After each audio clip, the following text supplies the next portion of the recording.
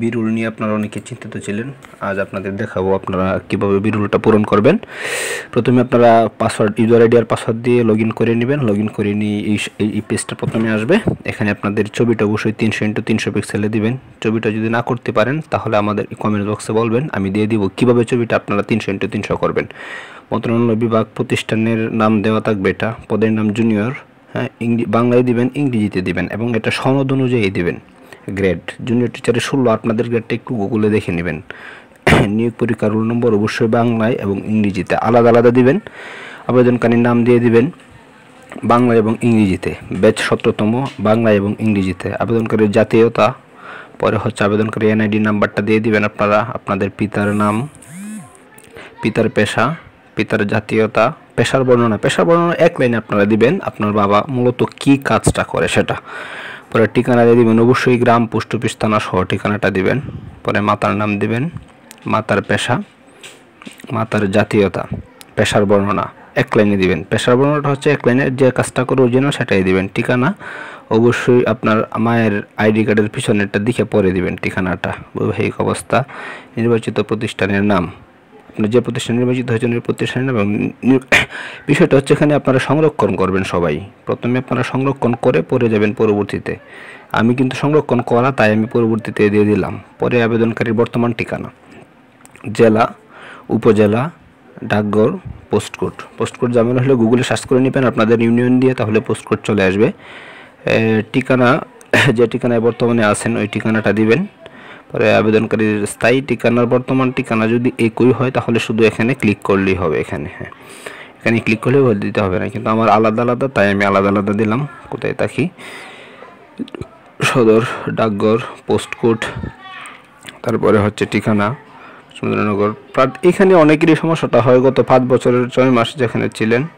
হ্যাঁ, স্থায়ী ঠিকানা আপনাদের এটাই দিবেন যেখানে যেটা দেওয়া আছে। এই যে 6 মাস আপনি কোথায় ছিলেন, যে জায়গায় ছিলেন তারিখ হইতে। এখন এখানে বিষয় হচ্ছে যদি আপনারা 6 মাসের উপরে যে জায়গায় আছেন এই জায়গায় দিবেন। এখন তারিখটা কিভাবে দিবেন, আপনি জাস্ট মনে করেন 6 মাসের উপরে হয় এরকম একটা তারিখ দিয়ে আর উপরে ঠিকানাটা দিয়ে দিবেন। আর অবশ্যই সংরক্ষণ করবেন। সংরক্ষণ করার পরে পরবর্তীতে যাবেন। সংরক্ষণ না করে আপনারা কোনো পরবর্তীতে ক্লিক করবেন না।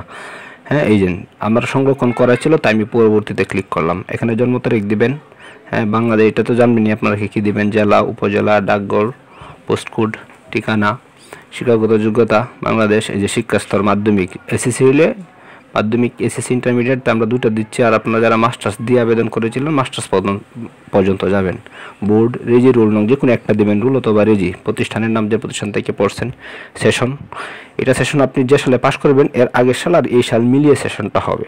ঠিক আছে, আপনি যে সালে পাশ করবেন। সনদপত্র অবশ্যই আপনারা কী করে নেবেন, পিডিএফ করে পরে দেবেন। আমার যে ওপেন ফাইল দেওয়া আছে আমি করে নিয়েছিলাম। আপনারা পিডিএফ যদি আপনাদের সমস্যা হয় অবশ্যই আমাকে বলবেন। এটা হচ্ছে ইন্টারমিডিয়েট, বোর্ড, ঢাকা, রেজি, রোল থেকে যে কোনো একটা দিবেন। প্রতিষ্ঠানের নাম, সেশন, যে সেশনে পাশ করবেন এই সেশন প্লাস আগের একটা সাল, 2টা সেশন দিবেন। সনদপত্র অবশ্যই পিডিএফ করে রাখবেন। আমারটা পিডিএফ করা দেওয়া, অলরেডি দেওয়া এখানে, তাই ওপেন ফাইল দেখাচ্ছে। ঠিক আছে, আপনাদের এইভাবেই দেখাবে, আপনারা বিভ্রান্ত হবেন না। এরপরে শিক্ষক নিবন্ধন সনদ, আপনাদের যে সনদটা আছে এটা ছবি তুলে পিডিএফ করে নেবেন, পরে সংরক্ষণ করবেন। সংরক্ষণ করে পরে আবার যাবেন, পরে আবার এভাবে যাবেন। আমার সংরক্ষণ করা ছিল তাই আমি চলে যাচ্ছি। কোনো সরকারি প্রতিষ্ঠানে প্রার্থী চাকরি করিয়া থাকলে তার বর্ণনা না, সশস্ত্র বাহিনী থাকলে হা দিবেন এবং তার সার্টিফিকেট জমা নিতে চাইবে আপনারা সার্টিফিকেটটা দিবেন। মুক্তিযোদ্ধা কোটার ক্ষেত্রে আপনার যদি থাকে হা, প্রতিবন্ধী কোটার থাকলে হা, ক্ষুদ্র নিগোষ্ঠী থাকলে হা। আমার কোনোটাই নাই তাই আমি এখানে না দিয়ে দিলাম।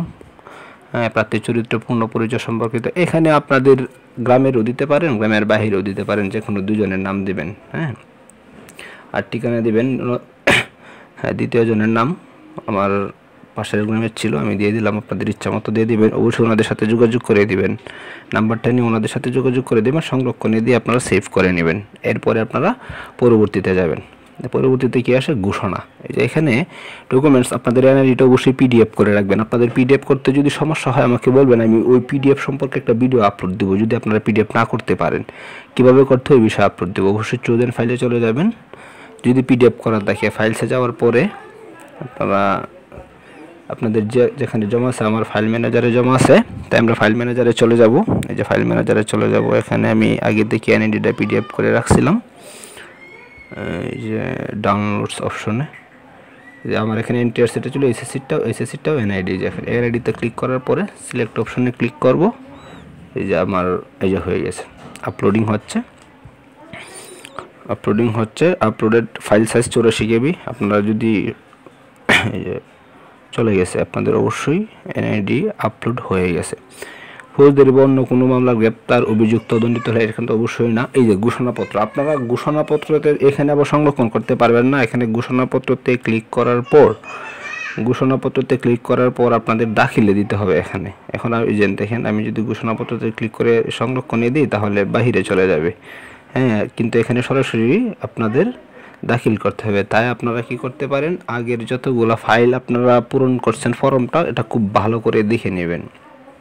হ্যাঁ, কীভাবে সবগুলা ঠিক আছে কিনা। এই যে সম্পূর্ণ দেখুন, যদি আপনারা দেন তাহলে আপনাদের সম্পূর্ণ ফাইলটি দেখতে হবে, মানে আপনারা দেখতে পারবেন, সম্পূর্ণ ফাইলটি আপনারা দেখতে পারবেন। এখন যদি চান সংরক্ষণ করবেন, আর যদি চান দাখিল করে দেবেন। দাখিল করার আগে অবশ্যই আপনারা সম্পূর্ণটা দেখে নেবেন। এবং আপনাদের এখান থেকে এই যে দাখিল করার পর আমি দাখিল করে ফেললাম, দেখি একটু অপেক্ষা করি কি আসে। আরেকটু অপেক্ষা করি দাখিল করার পরে কি আসে। দাখিল করার আগে আপনারা 5 বার দেখে নেবেন, আমি মিনিমাম 10 বার দেখে নিয়েছি, ঠিক আছে। দাখিল করার আগে, সংরক্ষণ করার পরে, সংরক্ষণ করলে আপনি বের হয়ে গেলেও সমস্যা নেই, পরবর্তীতে আবার আপনারা ইন্টার দিয়ে আপনারা ঢুকতে পারবেন। এখানে একটু জুম করে নিয়ে, এখনও আসতেছে না, এই যে হ্যাঁ এই যে চলে আসছে আন্ডার প্রসেস মানে হচ্ছে যে স্ট্যাটাস হচ্ছে আন্ডার প্রসেস, তার মানে আপনার সাবমিট হয়ে গেছে। এখন আর আপনি কোনো রকম এডিট করতে পারবেন না। আপনারা দাখিলে দেওয়ার পরে আন্ডার প্রসেস যখন চলে আসবে তখন এডিট করতে পারবেন না। কিন্তু এর আগ পর্যন্ত, ঘোষণা দেওয়ার ফাইলটার আগ পর্যন্ত আপনারা সংরক্ষণ করে রেখে আপনারা যে কোনো সময় এডিট করতে পারবেন। কিন্তু যদি দাখিল করে ফেলেন, একবার দাখিল করার পরে আর আপনি কখনোই এডিট করতে পারবেন না। আমি মিনিমাম 10 বার দেখে নিয়েছি দাখিল করার আগে। আমি মানে প্রিভিয়াস যে ইনফরমেশনগুলো আছে এগুলো আমি 10 বার দেখে নিয়েছি। তাই আপনারাও দাখিল করার আগে ভালো করে দেখে নেবেন। এখানে আমি আমার প্রোফাইলটা দেখার জন্য চেষ্টা করছিলাম, অ্যাক্সেস লগ প্রোফাইল ঠিক আছে। 25 জুলাই 10টা 21 করছে সকালে।